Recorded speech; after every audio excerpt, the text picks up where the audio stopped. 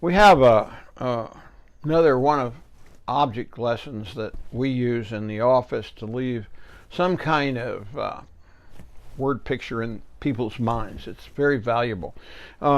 This is my grandfather's landline. It was a party line. He got 2 rings. He knew to answer it. If it rang 3 times, it was for somebody else. This is good for talking, but it's rather primitive, and it only is for communication. This does the same thing. It's my cell phone, but it's an alarm clock. It's my daily log. It's an Encyclopedia Britannica in my pocket. This is a smartphone. This is a phone, but it's very limited. So this is a phone that is not, I mean, the sky's the limit, and they just keep adding more things. It even tells me things I don't want to know, and knows things that I don't want it to know. So this is a smart appliance. This is the difference between heaven and hell for me, and I go from one to the other and hardly realize the transition until something happens. What this does is these extra contours are purposely put there to guide my tongue like a boat ramp up into my mouth and out of the back of my throat. A normal dental appliance does not necessarily do that, and in fact may impede that and create other issues. But it looks like a regular dental appliance, and a lot of people go, oh, my dentist makes those. Well, he makes an arch for them because it has to go to the arch. But the way this is made and how it interfaces with other appliances or contours and dentistry is a major breakthrough that's about to occur, and you can be a part of that. This is the biggest paradigm shift that will ever occur in dentistry. I thought we had it with implants. You get this, you are now positioned to enter a decade of changes in dentistry, and you will be a part of that revolution or wave. And the momentum is already picking up. You do this every day, because when you do a crown and it sits out too far or too little, you know what happens when it's too thick or too big. But no one has ever said anything about the tongue in the context of our dentistry and being crowded or not functionally adjusted so that the tongue has room to get where it's going.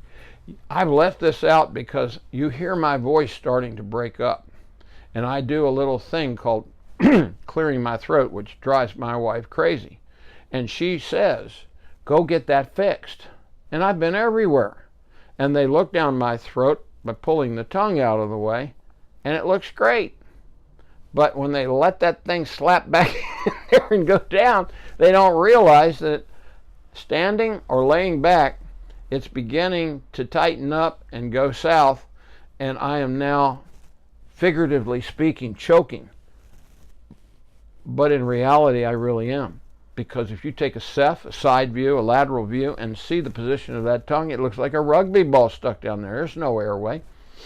And other times, in other people, it could be in the wrong position, and that tongue needs to be swaddled by the structures, and it's lost in space. And the autonomic nervous system is having just as much of a problem with that as it is too much, too far down the throat. It ain't just one way. It's got to be the right way.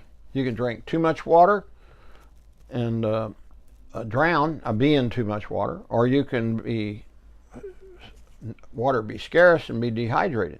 There's a balance in everything, and that's why we call it balancing oral function. So if the tongue doesn't have a place to go or has too much of a place, it's in an airplane hangar and they've over expanded the arches, that's a problem too. Too narrow, you start seeing all kinds of things like Tourette's.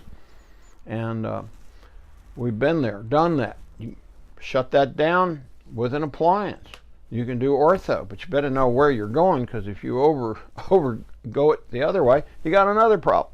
And this is what is the big shift is looking at tongue and function.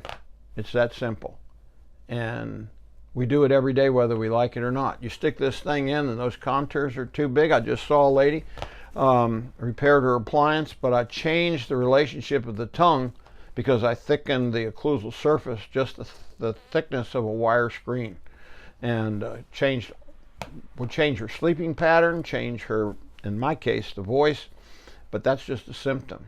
And all of that turns into bigger stuff. The average patient comes in here and says, I have a year-round allergy because I constantly clearing my throat and I have this clear postnasal drip. And they also are clearing their throat and sighing and yawning. And I say, well, suppose that all went away today. And they're like, can't happen. Well, just suppose it did. You wouldn't be mad with it. And they go, no, they're clearing their throat again. They know they do it. Just like my wife, she's always telling me to get something done about that. Something wrong.